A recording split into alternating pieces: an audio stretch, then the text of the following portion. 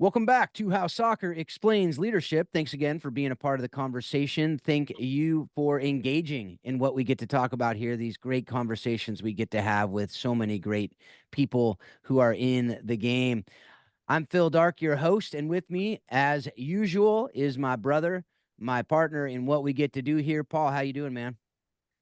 I'm doing great, Phil. I mean, it's funny that you say that, like here as usual, because it seems like not too long ago that I would just jump in every once in a while. And I just was reflecting the other day, like how awesome it's been to be on these interviews and just so many great people we've been able to talk to over the last, gosh, is it year, 2 years now that we've been doing it together? Yeah. And today's not any different, man. I'm so pumped about our guest today, but things here are good. Family's doing great, kind of back in the routine after the holidays and just sports nonstop.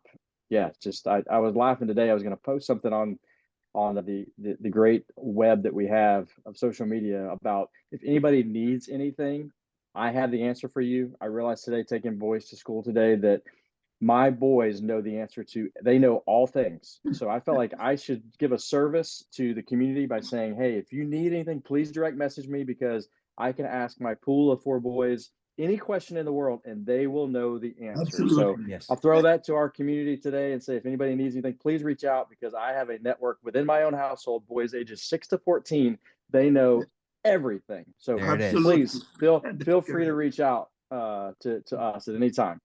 I love it. I love it. I love it. And that is an open line. Paul Jobson, the legend, just told you there's an open line. And I will say that I'm sure those answers are going to be incredible. So that sounds like a lot of fun. And we too, I'm in the middle of my soccer season, and with that comes some joy and also some frustration. And this week has had both, as you know, that feeling. It's that frustration of, man, how come we can't get the best out of our players every single game? And then you think about that in life as we talk about these life lessons is how does that go to what our lives are too? Like, do I demand the best out of myself every single day? And do I get the best out of myself every single day and all that we're doing? And so those are just some ponderings that I've been having lately. And in the midst of frustration, I kind of look in the mirror and go, well, can I go to them and say, hey, I give my best in all that I do? And that's something that I've been really going through now. But as you said, we have a great guest, and this is kind of the first. We mentioned it last episode that we have some goodness coming out of the convention that we got to go to and be a part of, and this is one of those people that we were able to meet through that medium, and it is Coach Lincoln Phillips. Coach has an incredible resume. I can point you to go look that up, please. He's written books we're going to talk about on the show. He has been a goalkeeper for many, many years for Trinidad and Tobago, and was not only a keeper for them, but he was named their goalkeeper of the century, which is pretty amazing. Not just of the year, not just an All-American or an All-Trinidadian, but goalkeeper of the century. That's pretty amazing. Also was the Caribbean keeper of the year, or one of the all-time great keepers in the Caribbean. He has coached for decades and is a legend of the game. Coach, how are you doing? I'm doing fine. It's a pleasure to be on your show. I saw you guys at the convention, but we weren't able to hook up. I was a little disappointed because I like the title of the podcast. So I'm so glad to hook up again with you guys and looking forward to the show. Yeah, awesome. Awesome. Well, I kind of gave a little bit of the resume, but I want to get behind that on paper what we can read about you, because I know there's so much more to the story. So can you just briefly share that story? I know it would be hours and hours and hours to share your story. In fact, there's a movie being made about you, so we're going to be able to watch that full, in on the screen here pretty soon. But can you just share how you developed your passion for soccer, for coaching, for leadership, and really how you got to be doing what you're doing today? Well, it started early, as far back as I can remember. Where we lived in St. James, a small city in Trinidad, we all had a whole bunch of boys, and I was usually the youngest. And I was not talented at all. Everyone, I was just so terrible in everything. And somehow or the other, that kind of got to me. I don't know, I can't explain it, but when the others were off doing other things, I was training. Say sometimes the players have training 3 times a week. I would train 3 times a week. I would train the morning of those 3 times, and then the Tuesday and Thursday and Saturday I would also train. So between 12, 13, 14, and 15, I was just training so much harder and so much more than all my other friends. And then all hell broke loose. I just started, instead of being the last person to be picked, all of a sudden I became the first person to be picked. And as a result, I was always picked on the adults team. This young boy, 16, 15, and he's with the adults. And I had to pay attention, because I was a young boy on the team, and we had very, very intelligent leaders, and I paid attention to that. And when I got the opportunity to come back and play with my teammates my age, I was looked at as the leader, as the captain. We never had coaches back then. The captain was always the coach, the person who everybody respects. Automatically, he is the captain. And so I got that role as a youngster, and then playing. I played every position because, when you're playing with adults, you play wherever they need you, And I also played basketball because soccer in Trinidad, the sports are seasonal. When it's soccer season, if you're not playing soccer, then you're an outcast. So you had to play every sport. And so it started then. I became a goalkeeper, and the goalkeeper naturally is a leader. That position, you can see everything developing in front of you. And what assisted me a lot as a goalkeeper, I played center back just as good. Up until I was 19 years of age, I was playing in goal and center back, for different teams. I also played center forward. Okay, so we're talking about in 60s, so my technical skills were very, very good. I was not just a goalkeeper. So I was an automatic sweeper keeper. And so I was always in a position of command and always helping out the players, knowing what a defender or a center back goes through. I was able to prepare them for any oncoming attack and maneuver from the opposing team. So that really helped me with my leadership skills. So from very young, I had that opportunity to lead and to command and to motivate players, to do their best in protecting the goal. So that helped me out a lot. So yeah, that was the beginning. Yeah, and so from there, you got into coaching. So how'd you get into coaching, and then how did that lead you through your career, and then what are you doing today?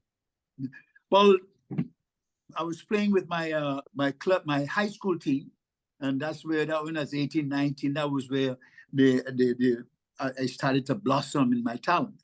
And from there, I went on to play with the Maple Football Club, and we had some, the national team captain. And so I patterned from them. And then I joined the Trinidad and Tobago Regiment. Trinidad had just gotten their independence. And we formed an army, and they were recruiting young players. And I was promised that if I did well, I would get a physical training scholarship in England. So I joined the army, and in the training, they teach you to be a leader if you're going to be a non-commissioned officer. And I got to be a sergeant very quickly. And I was in charge of physical education, physical fitness for the entire army. I was sent to England in Hampshire at the Army School of Physical Training. And there I received so much information on how to be a good leader. And I came back and I was able to impart that with my team. And then I was on the national team in 1967. We played in the Pan Am Games. And you remember that's the year that the North American Soccer League started in the United States. Mm-hmm. And it's all by divine intervention here. People doubt God, but there's a God. Okay. Yeah. At that time, we played in the Pan Am Games, and our division was Trinidad and Tobago, Colombia, Argentina, and Mexico. We had absolutely no chance, you know. Well, as it turned out, we beat Argentina. Wow. We beat Colombia 4-3 after losing 3-0 at halftime. You know, that was the worst first half I've ever had in my life, letting 3 bad goals. But afterwards, everything was great. And make a long story short, we ended up getting a bronze medal. Wow. And fortunately, the folks in the North American Soccer League were scouting. Mm. And they thought that my goalkeeping was good enough to warrant a contract. So from there, I went back home, and they sent a scout to look at one of the games we played. And the scout, this is what he told me.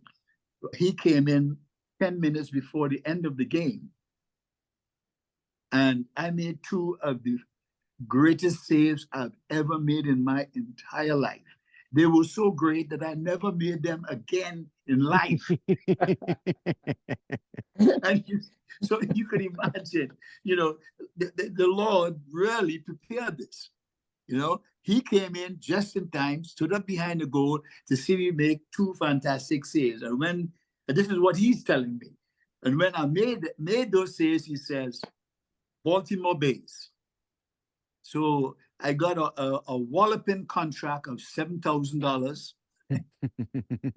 and talked to my wife about it. I always, you know, have to get the okay from her once she's okay. That's right. And then I'm good. I had 2 kids at the time. And so she said, you know, if anybody can do it, you can.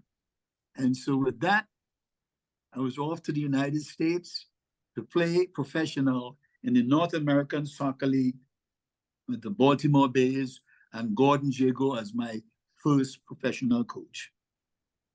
Wow. That's all. There's so much in there, Coach. And I man, we could dive in. Phil, this is one of those episodes that could be, you know, a series, right? An entire season talking to Coach here. But Coach, you know, I love it. And yes, Phil and I are in total agreement. There is a God, and he orchestrates things to honor him and uses us in some really amazing ways, and has done that with you, obviously, which is, I absolutely love that.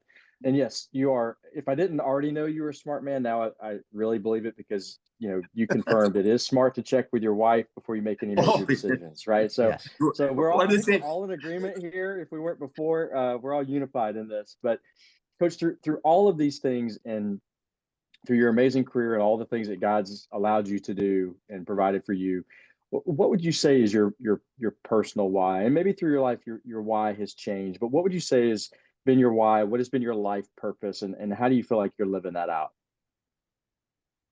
That's a good question. It's a good question.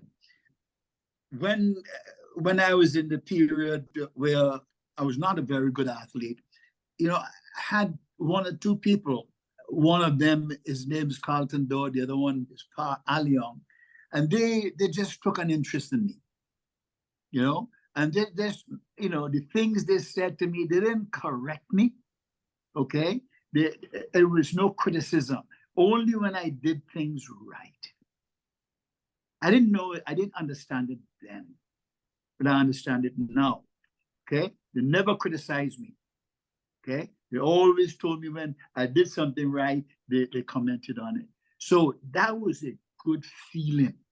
They made me feel confident when I had no confidence. And then later on, I met other mentors who really did the same for me at a higher level. So I said to myself from very early, if I could do half as much as what Pa Aliong and Carlton Doe and some of my mentors did, okay, if I can achieve half as much, then my life will not be in vain. And so I grew through there, okay? And I always had an opportunity, whenever I had an opportunity to help somebody develop or come out of a rut or whatever, I would always make sure that I go to that person, so helping people become successful.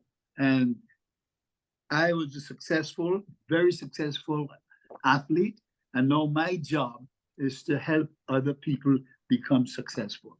And that, I think, is significant.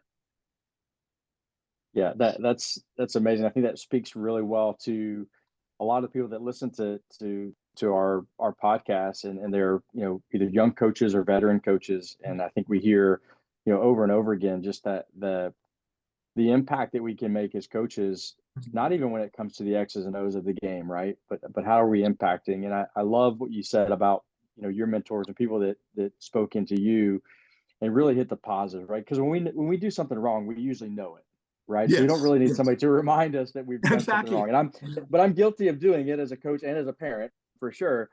But I love that's what was spoken into you, and that you've been able to pass that on. And I just would love for our audience, if they get a moment, hey, rewind that and listen to that again, because I think that's really impactful on how we lead and how we influence those that are around us day in and day out. Definitely. Yeah. Yeah, and so can you just remind us where you have coached and how long you've been coaching? Because I think that goes into a lot of the next things we're going to be talk about. That it's not, you didn't just coach for a couple years and just dabble in it. So can you just give your coaching background real quick for our audience? Yeah, well, and it started way back in the 60s. I was always the captain of my team and so on. But where I became the coach as such was in the Trinidad and Tobago Regiment. I was about 20, 21, and I became the captain. So obviously all coaching and so on fell on my shoulders. So I stayed there in the Trinidad and Tobago Regiment for 6 years. And the first year, it was an introductory year. And after that, for 5 years straight, we won all the awards, all the championships. We had some of the best players. And then moving from there, I got that contract with the Baltimore Bays in 1968. And in 1968, they had the North American Soccer League, and then there was a semi-professional league called the American Soccer League. Now, those players who played at least 50% in the NASL were eligible to play in the American Soccer League. Now, the American Soccer League had some very outstanding players. At that time, in the different cities, New York, Washington, Philadelphia, where there were a lot of immigrants from Russia, from Europe, and the Caribbean. And so soccer was really big. Amateur soccer was really big in those areas. And the best out of those players played in the American Soccer League. So the league was just as good as the North American Soccer League. So teams from the American Soccer League were very competitive. And at the end of the season with the Baltimore Bays, I was recommended by the coach, Coach Jago, to the general manager of the Washington Darts, to be their coach, to be their player coach. And that was my first time as a coach, even though I was a player. And I stayed there at the Washington Darts for 3 years. We were American Soccer League champions for 3 years. And from there, professional soccer started dying off. The league folded and so on. And then college soccer became the highest level of soccer at that time. And I was conducting a clinic. I love a clinic. I do a clinic on the moon. Anywhere, I would do a clinic. I enjoy doing clinics. And I was doing this clinic with the Special Olympics. And the old coach from Howard University, a Black American coach, he was an elderly man. He was the coach of the soccer team. He started the soccer team at Howard University in the 40s, right? And we had a lot of immigrants come to Howard University from Africa, from the Caribbean and so on. And they could not relate to the basketball and football. So Coach Chambers decided to introduce soccer and cricket to help immigrants. And that's how soccer started at Howard University. So Come 1970, okay, the professional football is dying, you know, and I came up to Harvard, to America to further my studies through soccer. I got that opportunity. He saw me in action, and he asked me to come and do a clinic, and that was it. Okay, I did the clinic, and then I stayed with Howard University for 10 years. Then after we won a few championships there, and we can talk about that later, but we won a few championships, and I spent 10 years there. And later on, I went back, the league, professional league started up again, and I went back with a new version of the base as the goalkeeper coach, and also the Baltimore Comets. You know, I was not a coach there, but, you know, I did a lot of coaching duties there. Yeah. Yeah, you coach coaches, right? Yes. That's your mentor, which is awesome. And I love what you said there, and I don't miss that, folks, where you said, I started my coaching career as a captain. There's so many captains out there who just think that it means going to midfield and doing the coin toss. But being a captain, as you say, the best teams, they say bad teams, no one leads. Good teams, coaches lead. The best team, players lead. And I think that that is so true. Not that coaches just sit down and don't do anything, but to be able to pour into captains and to be able to help captains understand that they are the leaders of that team and they need to be the leaders of that team. They need to be a coach on the field and off the field as well, and do that in concert with the head coach, not in conflict with the head coach, to not be talking bad about them, but to be part of that system. So, all right. So you talk about goalkeeping. We've talked about that. You were a goalkeeper coach. You were a goalkeeper. You were a captain as a goalkeeper. And even if you're not captain by name, a goalkeeper should always be leading from the back. That's what I'm always coaching my goalkeepers to do as well. So you wrote this book, Goalkeeping, the last line of defense, the first line of attack. All right. What's your vision for that book? Why did you write it? And what do you hope people will do with more excellence after reading it? Well, I wrote that book as the first book I wrote, and I mean, from scratch. And I can tell you, I will never do that again in my life. It's the hardest thing I've ever done. You know, when you write something, when you have something in your mind and you write it down, when you read what is written, it's not what you want to say. That's right. You know? Yeah. And I wrote the book, and I spent about a year, 2 years writing this thing. And then I just threw it away. And eventually my wife said, you know, look, you spend so much time on this. You know, you got to finish it because that's what you want to do. You know, she has more confidence in me than I had in myself. Sounds like more wisdom too. Sounds like more wisdom too. Yeah. Wisdom. Yeah. That's it. And so we went down to the beach in North Carolina, and we spent a weekend down there. Man, it was amazing. I finished the book. Okay. And the whole idea of the book is based on my experience. Okay. The goalkeeper is not just a shot stopper. The goalkeeper needs to be a footballer. You know, he needs to be able to play just as well as the players out on the field. And we have so many coaches and so many young goalkeepers. That's all they play. You know, they play in goal, and when the ball is at their feet, you know, they're not as good, as comfortable with that. And now that this sweeper keeper is vogue now, you know, a lot of goalkeepers sometimes take too many risks, and they're playing out, in my estimation, they're playing too far out, you know. But now the modern goalkeeper is to be a football player. And that's one of the reasons why I wrote the book. Another reason is to get the technical side of goalkeeping down, okay? Especially catching the ball, okay? Too many goalkeepers I've seen, even on the professional level, they parry this ball, parry it back into play. And when you coach outfield players, you explain to them how important that first touch is. that first touch must be able to give you that opportunity to do whatever you want with the ball on the second touch. Right?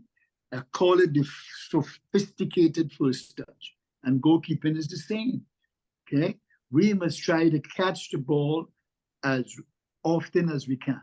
There are times when it's not advisable to catch it, then we can parry and punch the ball sideways.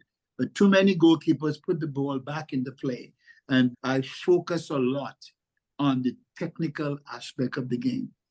And also the coming off the line, 1v1, that's my specialty. That's my specialty. I've learned how to come off the line because I understand what forwards like. And sometimes I give them an opening to the right and they think they've gotten it. And I go to the right and get it. And so those are the things that when I wrote the book, I was hoping that a lot of young goalkeepers read it, especially the 1v1s, because so many goalkeepers get beaten with the 1v1s. They come out with their legs open, and we've got to just stay behind the ball. And a lot of times the ball will play you. Yep. And so that's and the cross balls, of course, and it's very important. If you're a goalkeeper, you gotta manage that area. You gotta take charge of that area, And so that basically, those are the few things that I wrote the book to get across to our young goalkeepers and also goalkeeper coaches. Yeah, no, I love that. I love that. As a goalkeeper and a goalkeeper coach, one of the things I always say to keepers is, you should, if you never played striker, you need to play striker at some point. Yes, indeed. Because you got to know how a striker thinks, right? And I love, my daughter is a striker, and I trained her for about 3 months as a 10-year-old with her friend to play keeper. She came out to trainings just with her friend. And then last year as a freshman in high school on the varsity team, both keepers went down with injuries. And she said, I can play. Yeah. And she went back there and did really, really well because she's a student of the game and she plays striker and she knows a lot. Good athlete. Exactly. And she went back there, and to your point, was leading from the back. She knows the game, and so she was able to speak to people, and I love that. But with the one-on-ones, one of the things I talk about a lot with keepers is a lot of 1v1s is instinct.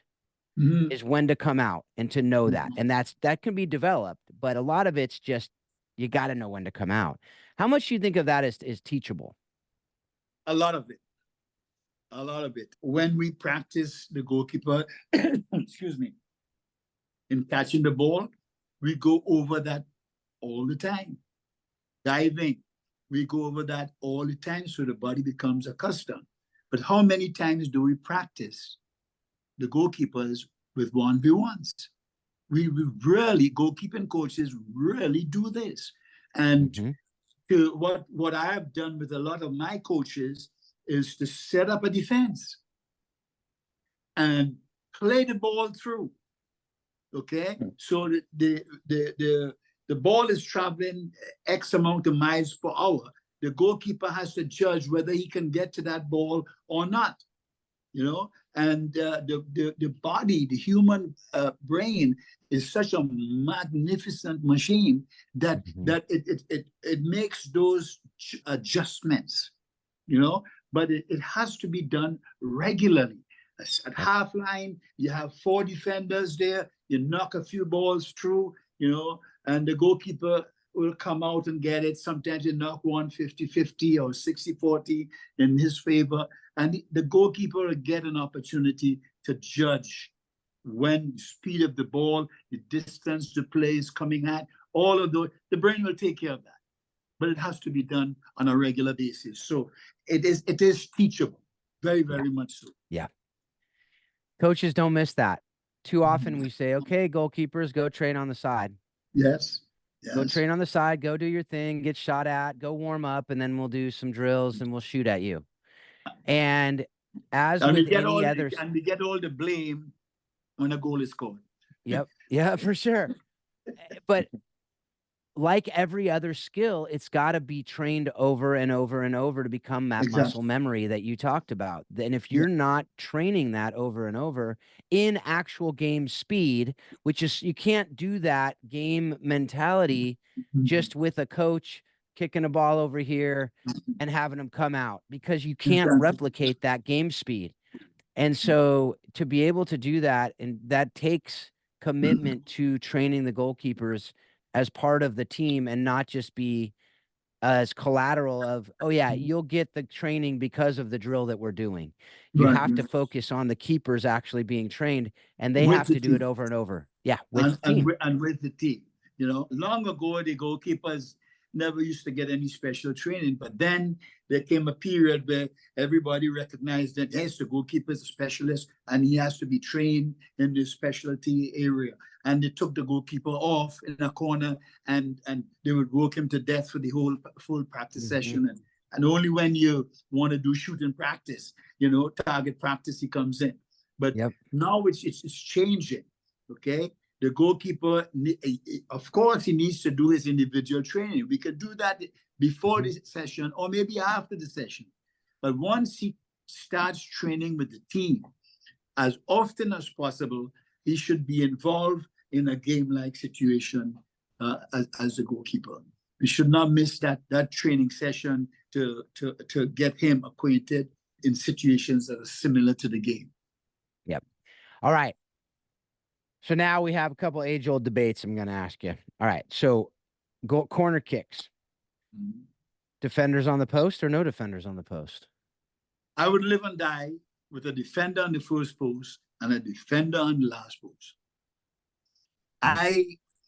No one has really convinced me. You know, I'm not saying I'm the best coach in the world or I'm right, you know, but no one has yet convinced me that playing with no players on the post is a good idea.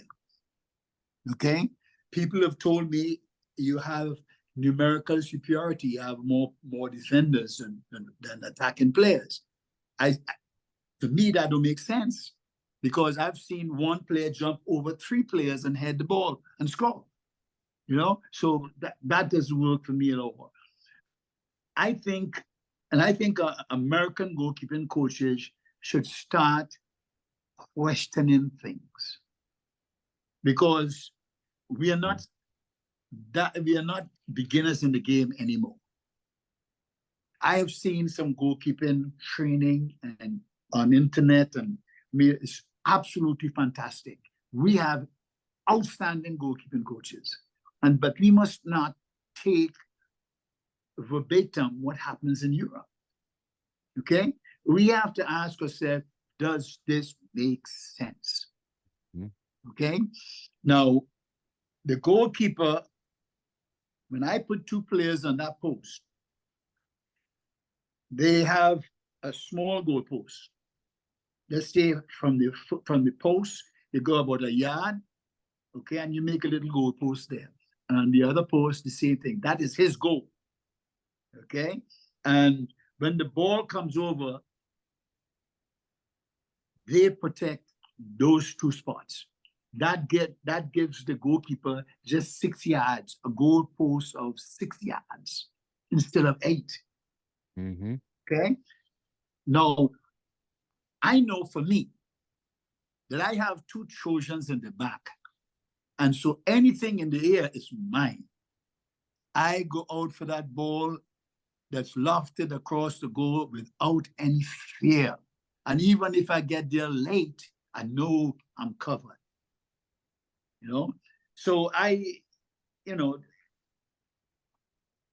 believe that as a goalkeeper, your job is to narrow the space from which an attacking player can shoot into, right? So therefore, he does not stand on his line. Whenever somebody's going to shoot, he comes off his line and play big, okay? He reduces the space. And why, with no players on the post, why are we expanding the space? It just doesn't make sense at all, okay?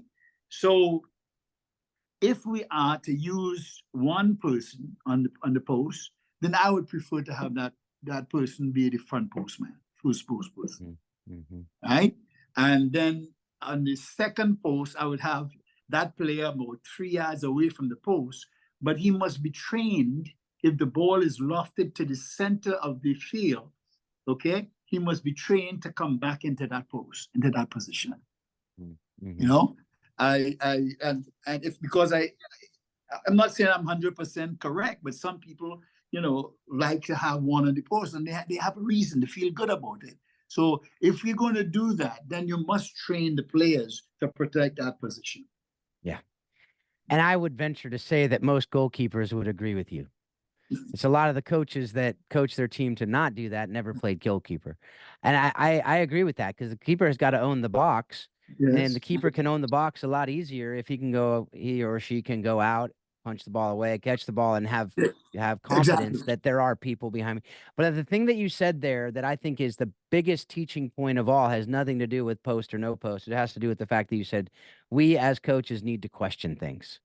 We can't just say, oh, we do Rondo because they do it at Barcelona or they do it somewhere else. Rondo may be a great thing. I'm not saying it's not, but why? What purpose does it serve for us? All these other drills that we're doing, how can we do it in a way with the different strategies, the different formations? It seems like, we used to just always play 4-4-2 because everyone played 4-4-2. Now everyone plays 4-3-3 because everyone plays 4-3-3. But you may not have the personnel to play a 4-3-3 or a 4-4-2 well. And you need to say, who is my personnel? Who are my best players? We want to get the best players on the field to be able to play the best we can play as a team. But that starts with questioning and saying, just because somebody else does it doesn't mean it works for us. And that is something that is so important. And I love that you said that. Yes. And as I said before, Americans are no novices to the game anymore. Okay. We have America is the last big country to really come into big World Cup football, and we have qualified all our national teams for FIFA competition. And most countries, they are soccer countries, and they have never done that. We've done it with the men and the women. Okay, so I'm not saying that we should revolutionize the game or change the game or whatever, but we have to consider certain things, and ask yourself, is that good for my team? You see, when we have these coaching courses, they give you certain things to work with, but when you as a coach, you got to tweak it. Okay, you got to push a player up at certain times of the game. You put a player back certain times of the game. You in marking on corner kicks, maybe you can play a zone, or if they have an outstanding guy who scores all the goals on the head, then you play a zone +1 man to man, and you keep adjusting to the game, and sometimes you have to adjust to the game during the game. Yep. And that's 100%. where your captain comes. That's where your captain comes in. Let me mention one situation. I was playing for the Baltimore Comets.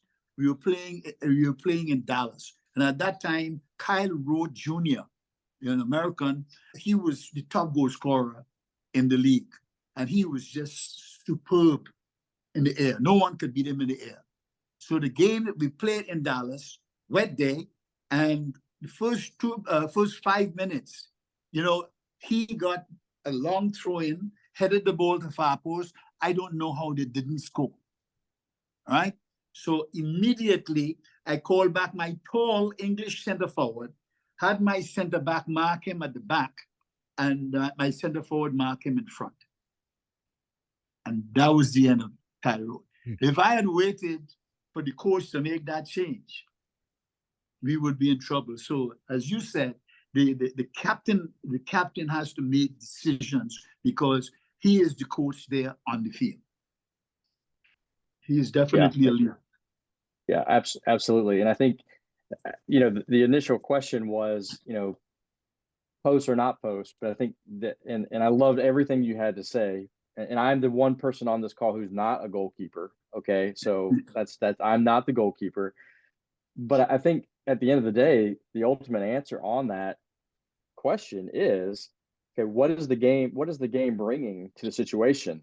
That will then provide your answer. Now, if I go into the game blind, your answer is I'm going to start front and back post.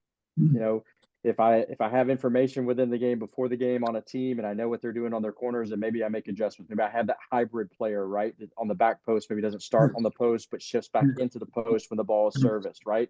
So that I think is I mean, I love not being the goalkeeper. I love that answer of like adapt to the game. And I think Absolutely.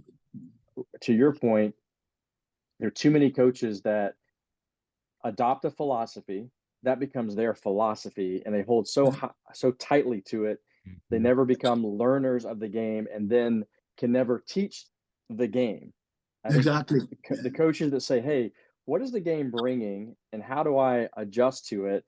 Those are the coaches that are giving the most to their players because they're actually allowing their players to think, right? Yes. And the whole thing, and we won't go on this rabbit trail of like, overcoaching players, allowing free play. When you were a kid and you were growing up, you were the coach, but you were a player. That's free play. In our society now, that's, hey guys, go play pickup in the park. There's no coach. You're playing it and you're learning. So I'm a big fan of the, let the game dictate the adjustments you need to make. Exactly. And if you're a coach who leans that way, you will develop those captains and those leaders who have they're comfortable enough in the game, right, to make those decisions because they're like, oh, my coach will be on board because he's going to ask me when I come off anyway. What did I see, right? So anyway, I love that. That's a whole nother show, Phil, for Coach when you coach back on. Yeah, 100%. Part two, right? So yeah, so let's my brain's going that way a little bit. So Coach, one of the things we love to do on this show, and it's how soccer explains leadership, and it leadership and soccer, football, it all overlaps into life. Tell us a little bit from your experience as a goalkeeper, as a goalkeeper coach, just as a footballing coach and mentor. What life lessons and leadership lessons have you learned through this amazing sport? Well, as a leader, whether you have the position given to you or you're the captain or you're a goalkeeper, your position is a position of leadership. Okay. If I have to lead, if I'm the king of a kingdom and I have my guards, guarding me, I have to treat them right because they're there to protect my life. So I have to treat them right. Make sure that I have a good relationship with them. The same thing in soccer. Okay, as a goalkeeper, you have to have those guys who are there to defend you, to trust you, and trust is a very important part of leadership. If you're in a business or a big company and you're the leader, if that business is to go well at the bottom line, the employees must have trust in the leader, right? And once that trust is there, and then trust doesn't come just by itself. Okay, there are a lot of things that comes with it, and helps you to develop the ability to trust a person in front of you. Things like relationships. Okay, you gotta have a good relationship. You gotta understand the players around you, what their shortcomings are. You gotta have that knowledge of what they like, what they dislike, in order to help them out whenever they get into any difficulties. So that happens on the field as a goalkeeper, as a player. Okay, developing trust. Okay, developing relationships, and when things go wrong, you help motivate. A leader, whether on the football field or in an office, the leader has to be able to motivate players and motivate employees to come outside there to work and do their best. They must feel good about coming out to practice, and they must like you.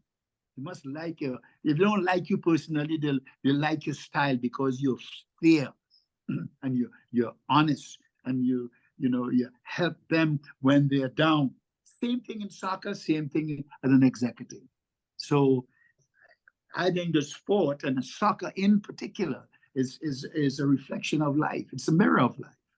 And many of my soccer players, especially the ones at Howard University, I spent 10 years there. I have always allowed my players to coach. I had a camp, the Lincoln Phillips Soccer School, and most of the players were teachers in the camp. So to teach, to learn is to teach. If you give somebody an opportunity to teach, they will learn that topic a lot better. So when they came back to me, okay, they were open to learning, because they got to know the topic what they were teaching very well. So I think sport and soccer in particular is a reflection of life and leadership.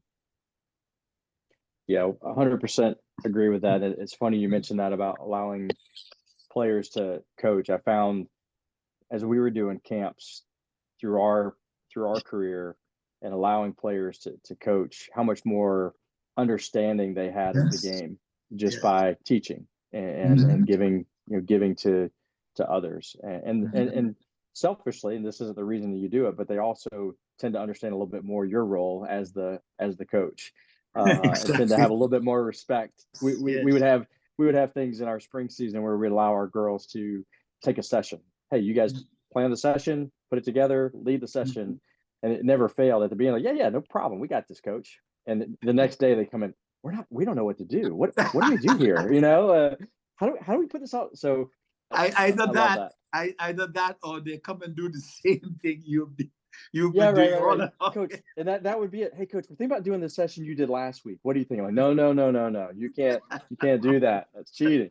What, coach, let's talk about like just your career, and defining moments. I think each of us through our lives have moments that just kind of define us as who we are and really maybe push our paths in certain directions, and God leads that. But what tell us about a defining moment that stands out in your career? If you can pick one, I'm sure there were many, but is there one just really defining moment you can look back to and say, okay, this really defined me as who I am as a coach, as a leader, as a person? Well, the 1974 championship. No, we won the NCAA championship in 1971. Okay, and they took it away from us for dubious reasons. That's for another day. And we won that championship because we had great players. Okay, so they took it away, and they not only took it away from us, but they put us on 1 year's probation. That to me was absolutely unnecessary. So the 1974 was the season that we came back and we were eligible to play the NCAA championship. And I remember vividly going to Nigeria and getting some of the 6 of the best Nigerian young soccer players. Outside, those type of players are the ones who go to Europe now, because at that time Europe did not open the doors to African and Caribbean nations. That season, Paul, was a season of redemption. We lived for that season. It was unfair, and we had a slogan: "Truth crushed, the earth shall rise again." I didn't come up with it. I was looking at the football team, the American football team practice. One day I was on the fence, and a young doctor who was a good supporter of the soccer team came and he said, "Coach, you look like you're in a pensive mood." I said, "Yeah, man, I'm trying to look for a slogan to rally the team, He said, I tell you what, truth crushed, the earth shall rise again." I said, "Oh my God, that is it." And I went inside, wrote it down, and that was the slogan that carried us through the season. Okay. Now we played well, beat up everybody, and then got to the finals. And the game started late, and it was the worst first half of soccer that we played for the entire season against St. Louis. We were lucky to come off the field at halftime, 1 goal down. And in the second half, I made some substitutions. I bring in a fullback who had not played for most of the season and put him at halfback because our halfbacks were not doing well. And that was a really big gamble. And make a long story short, the team did well. We came in 4 overtime. We triumphed. We won the national championship. And that was a feeling of, I can't explain exactly how it felt, but it was a weird feeling. It was a feeling of redemption. I don't know what we would have done if we had lost that game. So that feeling, to me, is one of the greatest highs that I've ever gotten in soccer. Yeah.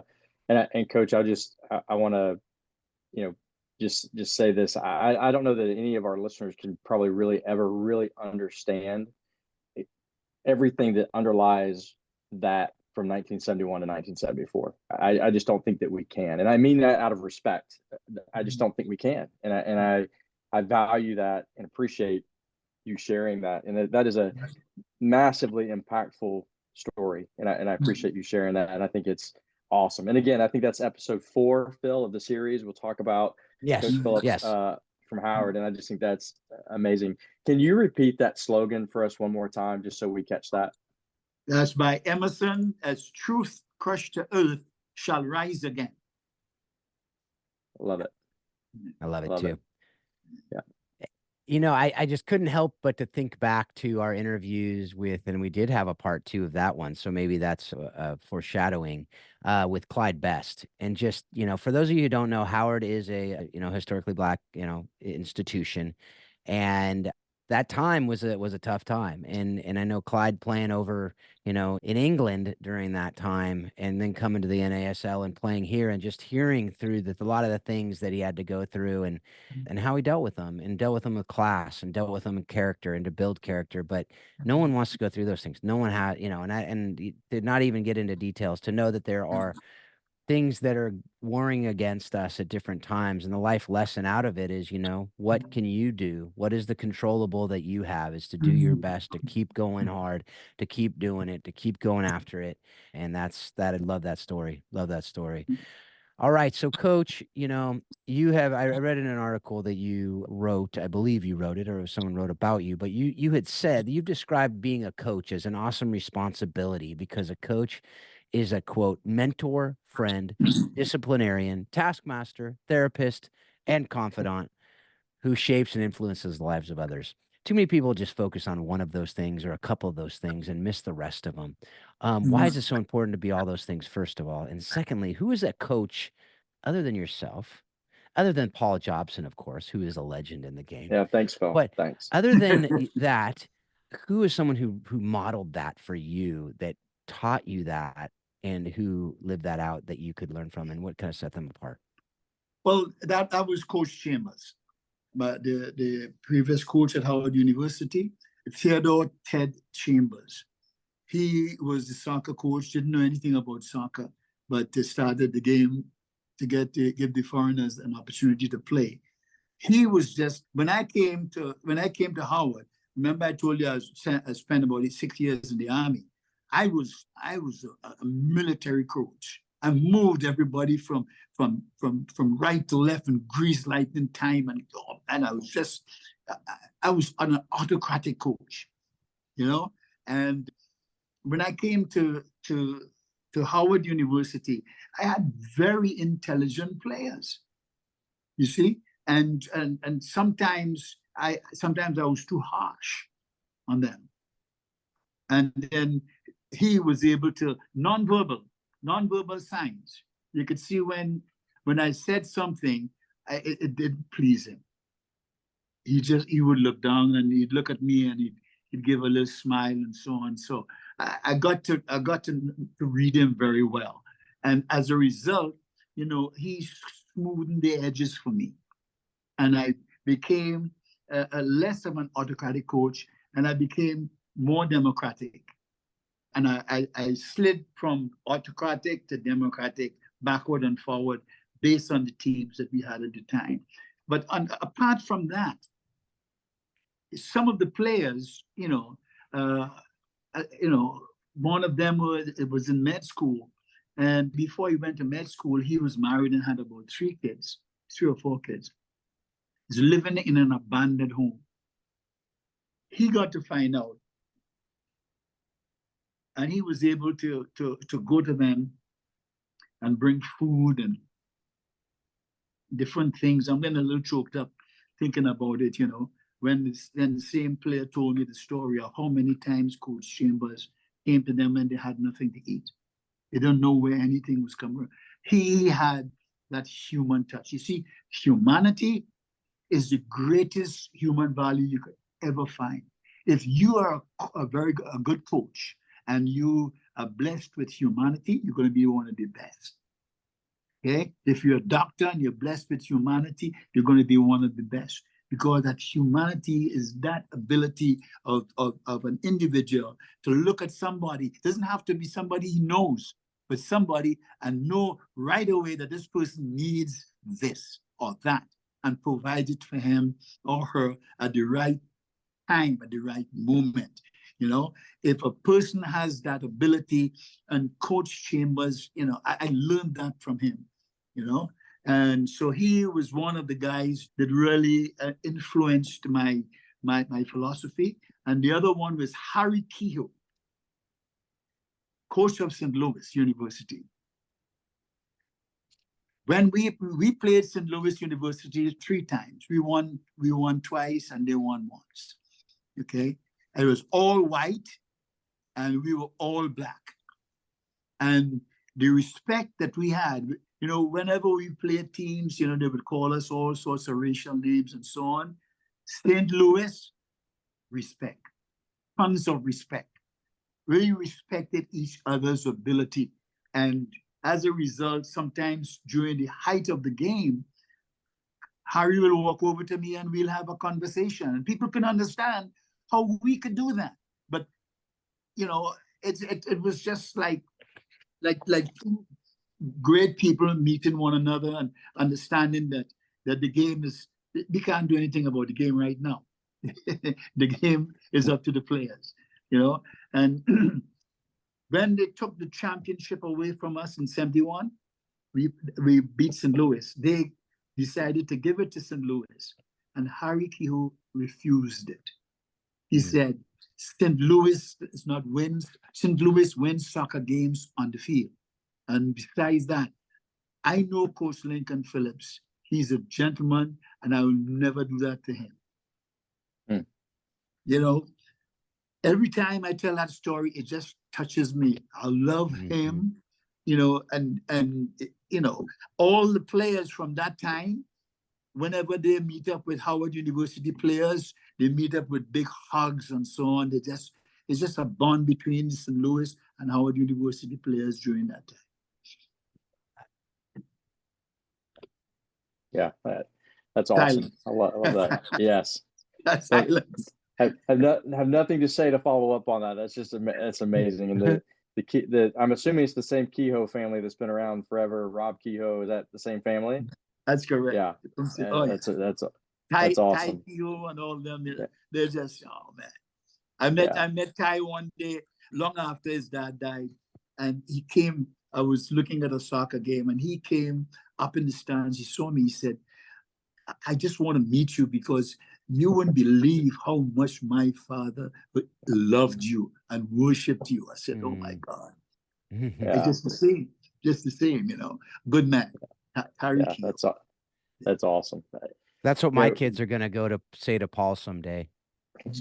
Yes, someday. Listen, Coach, don't let Phil build me up to be something that I'm not. Okay, it's almost, in a minute he's going to tell you I'm 6'4", which is a total lie. I'm way shorter than that. That's why I wasn't a goalkeeper. But Coach, you've been part of this beautiful game at so many different levels, and I would just love to hear. We talked a little bit about your, how you feel like coaches need to not be focused on what's going on in Europe, but truly read the game and be, make the game what it needs to be in the moment. But where do you think in the United States in particular, can you just give us a brief, like, what are some things you feel like as a country we're doing really, really well? And what are some things we just need to continue to work on? Well, I think the levels of football we have now, we have the professional league, and then now the MLS, they have these academies. My son Sheldon, he's now with the Philadelphia Academy, and they're the only MLS team that has a private school for the players. And he is the senior director of the player and safeguard unit. And so they have so many different levels, the USISL or whatever, and then they have the college level. The college level that's professional. A lot of people seem to think that it's not good and it's too distant. But I can take the top 10 college teams and play anybody's national team, and the game will be competitive. So if you can play in the college level and shine and be outstanding, you have an opportunity to play on the next level and then on the next level. I think that is great, especially these academies. I think that is going to do well for soccer in America. But I think sometimes the focus is too much in those developmental leagues. The focus is too much on winning. Even in the youth leagues and so on, it's too much on winning. We need to develop skillful ball players. And America is a hot dog country. You look at the things we do in basketball and what do you call it, skateboards and so on. They improvise and so on. We need to give the players an opportunity to be creative and develop a lot of skills with the ball. When that happens on the youth level, then we're in business. With business, then it's going to come. They can be competitive after you get that solid foundation, technical foundation. Then we can now apply it into a competitive situation. I think, as you said earlier on, that we shouldn't focus on what's happening in Europe. Yeah, we should focus. Take the good things, and tweak them a bit. Because that's where the best soccer is being played right now. And wherever the best soccer is played right now, you got to key in to what's going on there. But then then take the things that are good for you and Americanize it. That's so good. And we talk about that a lot on this show, is the need for creativity in the game. And so much of that creativity comes from free play, which we don't have. Everything's structured now. And totally agree with that. I just think of my son, who watches a lot of European football, because we watch you watch the best, so you can learn from that and you can model a lot of that. But, I was reading a book recently talking about, Xavi and Nesta in the midfield of those great Barcelona teams, and how they moved the ball around, and they did it a lot of times on that tiki-taka football. But the guy said the thing that they had that most people never had was one of the best, if not the best, playmakers the world has ever known in Messi, to finish off those movement of the ball. If they don't have him, are they as great as they were? Probably as far as ball handlers, but as far as would everybody have known them? Maybe not. Who knows? To go to American football, Tom Brady, great quarterback, but would he have been if he wasn't on those great Patriot teams? We will never know. But you got to realize that just because something works for these guys in that midfield may not work for somebody else. And so we as players need to say, what can I take from that to learn in my game and include that in my game? And then go out to the park and try it. And try stuff that you're going to do that's going to create something else that you might create. And, the Cruyff didn't come just because, somebody taught Johan Cruyff how to do this thing. No, he went out and played somewhere and did something, and he probably wasn't the first one to do it. He was probably just the first one to be seen doing it in a thing. And that's something that we lack so much. And I totally agree that I love that you have brought that up as well, because it is important. It's something that I talk about that all the time, is the game has become too structured and it's just boring. It's boring for the players who are creative too. They're like, I just want to be creative, and I'm stifled. And we're stifling those creatives in our game. It's not even that we're not encouraging creativity, we're stifling creativity. And we talk about those studies where, I don't know if you're familiar with this study, but they asked a group of kindergartners, how many uses are there for a paperclip? And they came up with like 5 to 10,000 uses of a paperclip. And a lot of them are just crazy, inventive, imaginative things, but they came up with 5 to 10,000. You know how many a group of high school seniors from that same area came up with? How many uses for a paperclip they came up with? About 2. 5. 5 uses for a paperclip. Yes. That's such a great analogy of what we've done in our game. Is we've taken that creativity out of it. Let's let our kids play like 5-year-olds. So anyway, a couple of last questions we have for all of our guests. The first is, and you talked about your beautiful bride and your kids, and you have grandkids, I know, but how have you used the lessons you've learned directly from the game of soccer in your marriage of nearly 60 years and your parenting of 4 sons? Well, you have to listen. See, listening is one of the greatest skills for any leader. Whether you're a leader as a parent, a spouse, or whatever, you've got to listen. And the person doesn't have to be as smart as you are, or the person could be a younger child. Okay, if something happens, listen to the child. Listen. Okay, and a lot of times, if we spend time listening, we'll get to understand why they did a certain thing, and you let them understand that you understand why they did it.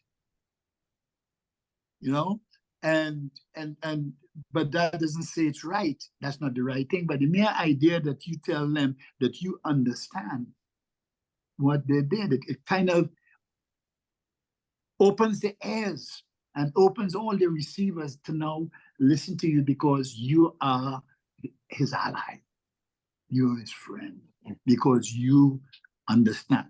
And rather than just criticizing the child for doing something wrong, or the player for doing something wrong, understand why you did it, and then give them the answer. And I think that has really helped me out a lot. Okay, as a parent, because I had 4 boys, and you know what that is. It's a lot of different personalities and so on, and sometimes one personality clashes with the other, and you have to sit down and show them how it's best to work things out and so on. And as a coach, that helped me out a lot in dealing with my life as a husband and as a father. Well, Coach, I feel like we've gone full circle, because we started the conversation talking about my 4 boys knowing everything, and we finished the conversation with me understanding I probably just need to listen to my boys more and respond better, a little more, right? So then I'll just offer again, please direct message me if you need answers from my boys. They know everything. No, I'm kidding. No, I value that, and you're right. It's funny. I'm just laughing because I'm living it. You've lived it already. I'm in the middle of it, of those personalities, and how it really does overlap into the game of football and on the pitch, and having to know all of your players and their different personalities and how they clash and how you bring them together to be the best team. And your family is the most important team. And that's correct. And what are we doing as the leaders, whether we're the mother or the father or the grandparent who's having to leave the family? What are we doing? And thank you for reminding us we need to listen. They gave open our ears, and you're right, that leads to everything else functioning correctly. That's correct. Thanks for that reminder. And as we transition to the last question we ask everybody, Coach, share with us, what have you watched, read, or listened to this most impacted your thinking on how soccer explains life and leadership? Well, decision making, choices. Okay, a soccer player has 1,000,001 choices to make. When he gets that, when the ball comes at him, first of all, he has to make a choice and a decision to go into a position to receive the ball. The ball comes to him. chest high, he has to make a decision to chest the ball and chest it to the right or to the left based on where the opponent is positioned. Okay? And then when he gets the ball down, he has to control it and look for somebody. And then he has 2, 3 passing opportunities. Those are choices and decisions. And those are very important things that leaders have to do. Leaders have to make decisions. Sometimes decisions where nobody agree with, tough decisions, but they have to make it. And once you get accustomed, the processes in your body that are responsible for making choices and decisions, once you play soccer, those processes challenge often, so that when you grow up, you have I believe that as a good soccer player, with all things being equal with somebody else, will have the edge to be a better leader than another person, because he has had those opportunities in soccer to make choices and decisions and make them quickly, and when the decisions do not go in his way, then what do you have to do? You have to adjust. So soccer it's a lot of choices, a lot of adjustments you have to make, and those are things that you can transfer into your life as a leader. Yeah, there's so much good stuff in this episode, folks. I encourage you, go back, listen to those parts that kind of piqued your interest, and take a lot of notes. There's little mottos, there's great quotes, there's just great wisdom coming out from you, Coach. I just appreciate you being on the show, appreciate you taking the time to do this with us, and I just appreciate the life that you have lived. Yeah, I appreciate that, Phil and Paul. And my next profession is hopefully motivational speaking. I'm getting on the speaking circuit to get some of these nuggets out to some of these coaches and some of these players and so on. So wish me luck as I go into my new profession at 83 years of age. So I'm a rookie speaker. So I love it. Keep reinventing yourself. I love it. Right. Keep reinventing no yourself. doubt. 83, if you need any inspiration, that is it right there. Keep reinventing yourself. Keep going where God is leading you. And Coach, you are definitely an inspiration to me as a human and as a coach. So thank you so much for how you led and are continuing to lead your life. Yeah. Thank you so much, Paul and Phil. And I like the show. From the time I saw the convention, from the time I saw that, oh my God, I got to get on this show, because it gives you an opportunity to say to people more than soccer, Yep. And we don't spend enough time on that. So I think it's a wonderful show, and I'm glad that you invited me, and I'll be very happy if you invite me back again. Yes. Well, we will definitely love to have you again, and we will make sure we make that happen. So we'll get that on the calendar. In the meantime, you have a movie coming out about yourself. Are you also an actor in that movie, or is it a documentary, or is Denzel Washington playing you as a young coach? Who plays Coach Phillips? I mean, who plays Coach? I mean, it's got to be Denzel, I think. Yeah. I don't know. Well, I would not be acting. They will have actors. Right now, they're interviewing 5 people to be a 29-year-old Lincoln Phillips. And that's where the movie is right now. The script is written, the directors are written, the producer is Peter Lawson. If you look him up, you'll see that Spotlight is one of the films, Academy Award films that he produced, and John Wick, or whatever they call it, he was responsible. So you have some top class people. The writer is Taylor Matern. He wrote the movie Hustle. I don't know if you've seen that movie.